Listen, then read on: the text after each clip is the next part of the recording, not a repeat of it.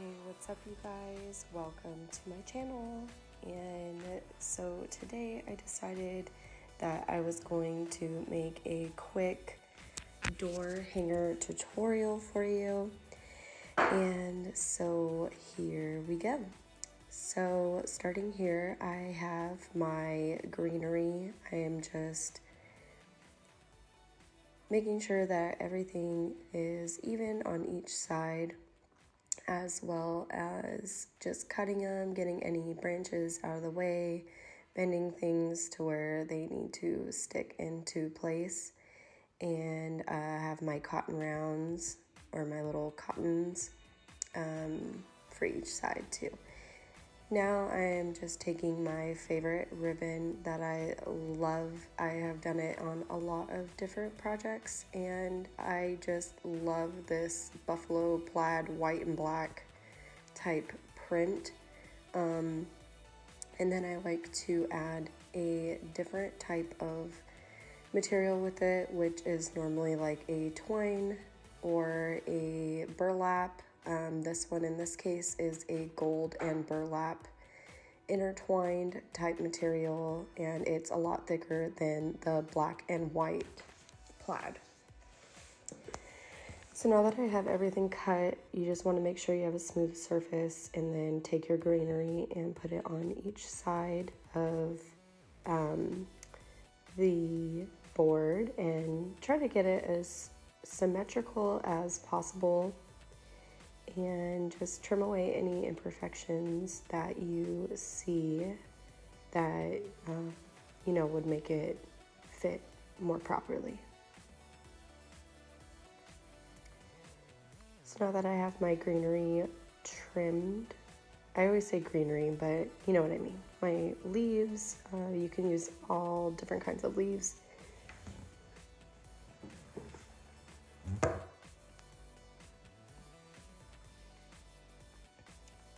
So now I'm just bending them in place and trying to get them where I, want them to fit and how big I want them.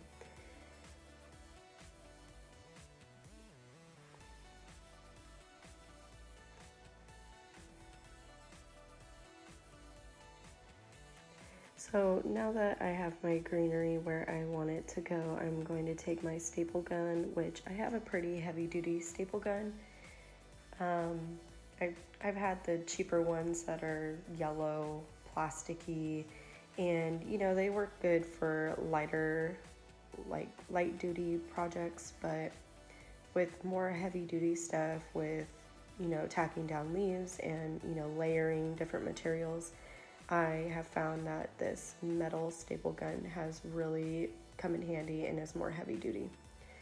So now I have my ribbons and I'm just kind of fluffing them up. What I do is I pleat them together like so, and then I fold it under, and then I pleat the other side and flip it over, and it gives it like this really cute little fluffy type of loop. And so you just alternate. This one actually is a lot longer than I expected, so if it is longer than your other pieces and you didn't measure, you could always just overlap it more.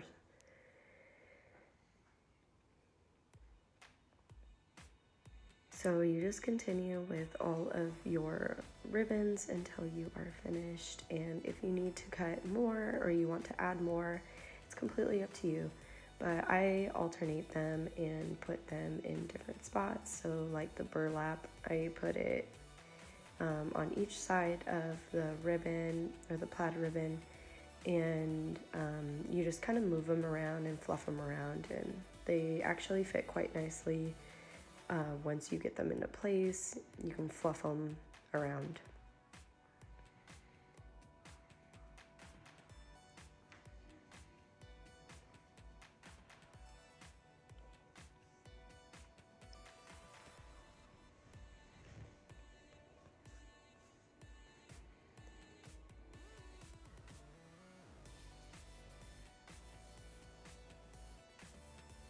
This ribbon right here was actually kind of a bit fluffier and bigger, so kind of tuck it into place, kind of move stuff around, and you can tack things down if you like them a certain way. So this one I actually wanted to tack down in a couple places, and yeah, so nice and pretty, ready to go. Now I have my little cottons that I cut, and I'm just gonna place one on each side and just give it like a little pop of something, little southerny look, little farmhousey look. So you just tack those into place and then fluff everything around. Perfecto. Now I'm going to use my Cricut. Now please forgive me. Yeah, my Cricut has seen better days, and so has my cutting mat, and so has my vinyl. I just went through a move, and a lot of crap has just been thrown everywhere. If your mat isn't as sticky anymore, you could always tape it down. So I decided to be a little, not ghetto, but just a little, you know, with some electrical tape to hold down my vinyl so it wouldn't slide all over the place. So now that my vinyl is cut and I decided what I wanted to do with my text,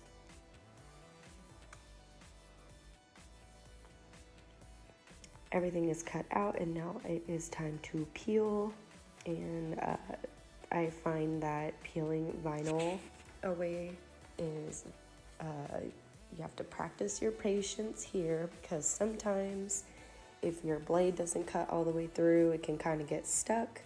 So you just got to be patient and just really take your time with peeling back the vinyl and making sure that it doesn't stick to anything else, and making sure you don't stretch out the letters if you accidentally pull it up. So yes, patience is a virtue with peeling vinyl. I find it easy to cut it if you do kind of have a big piece and it's not cooperating as well as you'd like. You can always just cut it and then peel the rest away. So in between the letters like the O or the E, when there's little cutouts, there's also separate little things that you need to peel to get the vinyl out of there too. So you can see the loops and the O's and the E's and the L's and all that fun stuff. So peel those away, peeling.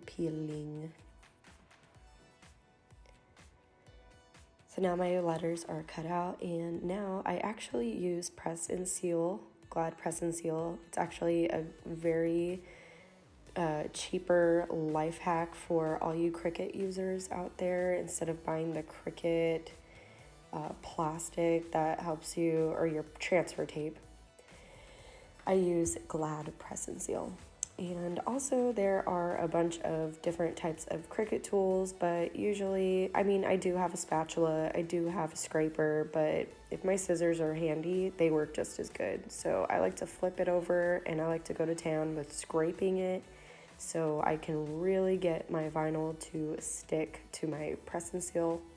And then I like to fold it completely back and just push away from the letters, and if it's not coming up, then I like to firmly press and just kind of wiggle it, and it will come off onto the Glad press and seal perfect, just like Cricut transfer tape.